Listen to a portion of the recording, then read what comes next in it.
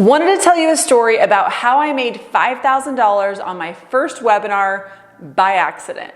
Absolutely not kidding. I had an online course business. I had been going for about 2 years, and I met a marketer at a networking event, told her a little bit about my business, that I had online courses and how my revenue was going. And she helped me set up my first sales funnel, and that was going pretty good. And then she came to me and she said, "You should do a webinar." I was working on some other projects at the time, and I quickly dismissed her away, and I said, "I don't have time for that." To her credit, she was pretty persistent, and she kept coming back and saying, "You should really do a webinar. This is gonna make a big difference in your business. You should do a webinar, do a webinar."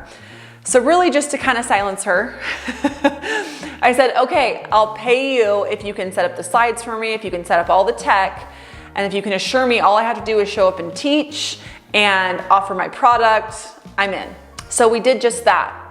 And in my very first webinar, I walked away making a little over $5,000 in just 1 hour of work for me.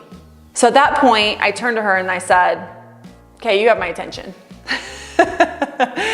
And little did I know that webinars would go on to be a mainstay of my business and a huge tool to help me going from really erratic income and revenue levels, not being able to forecast or predict what was going to be coming in that month or that quarter, to having very predictable systems set up, sales funnels that led to optimized webinars that ultimately helped me scale my business up and then take it to a 7-figure acquisition. So let's dive in.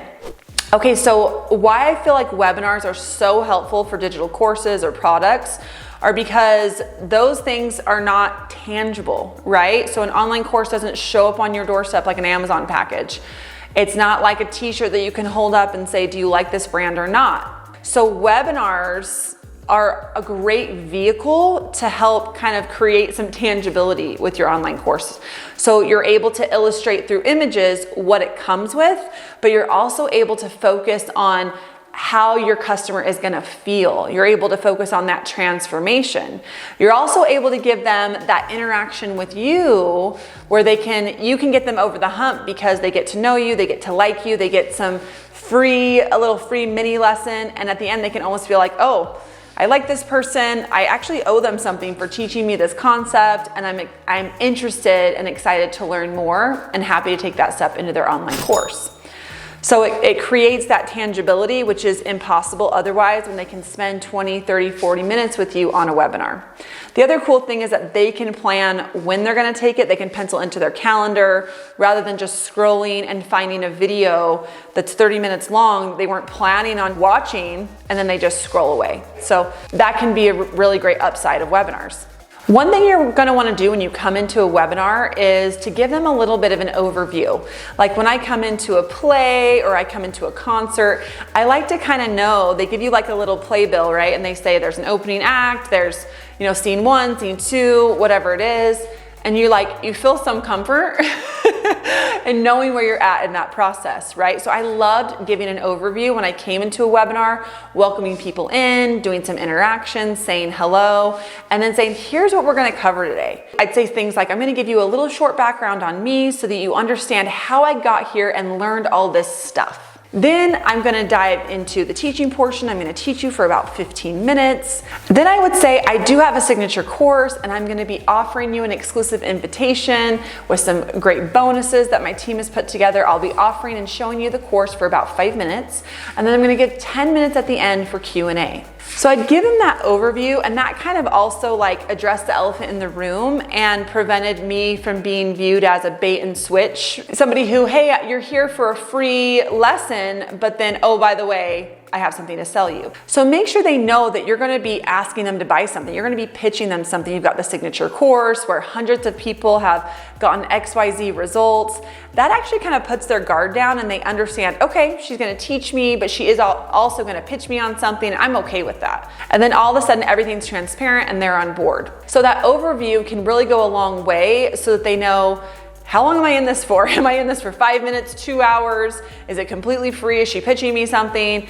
Just the more transparent and real you can be, I think the more trust you gain in that process. So So overview is huge. As you go into your backstory, you want to limit it to about 5 minutes. So you want to make sure they understand who you are, why you're qualified to talk on the subject. It doesn't necessarily have to be a bunch of certificates or blah, blah, blah, but why you're qualified to talk on it. And they also want to know why you're passionate about it. Why do you care? That's going to go a long way into them wanting to learn from you, right? So keep it to about 5 minutes, but make sure you do give a backstory of why you're qualified to teach on it and why you care about it. As you get into the mini lesson portion of the webinar, a lot of times presenters will worry, well, okay, I want to give value, but I don't want to give away too much because I still want them to buy my course. Okay, don't worry about that too much. Spend a little time coming up with a fun concept that's like an ABC on this subject or a top 5 tips or something like that. Limit it to 15 minutes. It is not going to give away all your best secrets, blah, blah, blah. But the better you interact and the more value you give, remember, this is kind of like a tryout, right? They're kind of getting to know you and seeing if they like your teaching style. So don't hold back, be very warm, be very clear. Don't use a lot of jargon or words that they're not gonna understand based on your subject matter. Be down to earth, be warm, and have them walk away with something memorable. They're gonna be much more likely to jump into your paid course or membership if you really shine in that mini lesson. And don't forget to kind of lace throughout that mini lesson and also, in other parts of the webinar, what are the pain points, right? What are they risking by not coming into your online course? A lot of times when people are embarking on a new skill, they have this very fantasized way of how it's gonna go. They might be thinking, oh, well, this will just come naturally, or oh, I'll watch a few tutorials, or oh, I'll do this a few times and it'll just click. So you could even take it so far as you might be thinking that you're gonna do this a few times and it'll just click. You might be thinking that it's not that hard. You might be thinking X, Y, and Z. And then kind of break it down for them, all the possibilities, right? Well, maybe you could figure this out, but it might take you 2 to 3 years of searching around in the dark, where my program is gonna get you there in X amount of time. Give them some examples, and then also back up your examples with testimonials from real students inside your course or real customers who have used your product and how they got from A to Z and how your product was integral in getting them there or getting them there faster. And as you get to the pitching portion or the portion of the webinar where you're going to extend a hand and give them an exclusive invitation to come in, I think it's 2 parts, okay? And remember, there's so many different types of purchasers and decision makers out there, like different personalities behind it. So you want to show what's included for sure through images on the screen.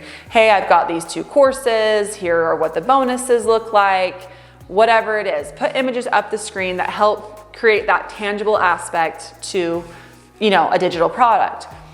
Definitely go into what's included, but follow it up with, so we've just been through everything that's included. You were able to see all the modules, all the lessons, the hours, or whatever it may be. But really, no matter what's included, what we really want to focus on and what's going to matter is how you're going to feel, okay? Right now, you might be feeling like you have a little bit of knowledge, but you don't have a lot of resources, or you're not sure where to go from here. My product is gonna help you go from scared and unsure to confident and feeling like you have tons of resources at your disposal, right? Really paint that picture of not only what's included as far as number of modules or whatever it is, but really pound home what that transformation is gonna be and how they're gonna feel the minute they step inside your members only doors, inside your course or your membership, or become a customer of your business. Okay, so here's my pro tip. At the end of your webinar, you're definitely gonna wanna give an offer, right? And here's a couple components to consider.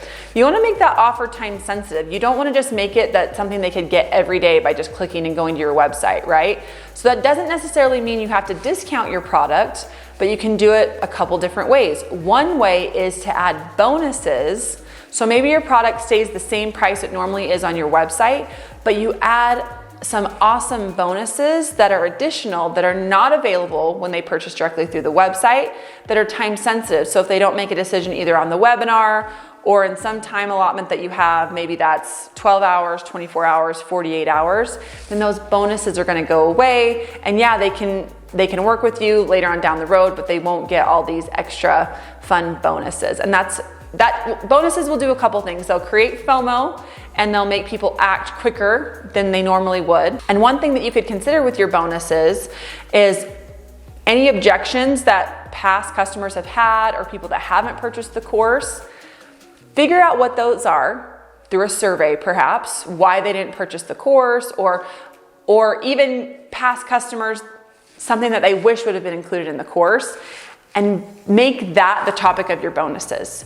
Then your offer is going to become irresistible and just push them over the edge from like, oh, I'm thinking about it, to, oh, I definitely want to grab this before it disappears.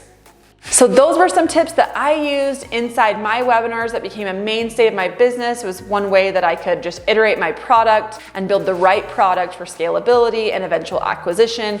I hope these tips were helpful to you, whether you're getting ready to do your first webinar or you've already done hundreds. And if you have any questions, make sure to leave them in the comments and subscribe. See you guys next time.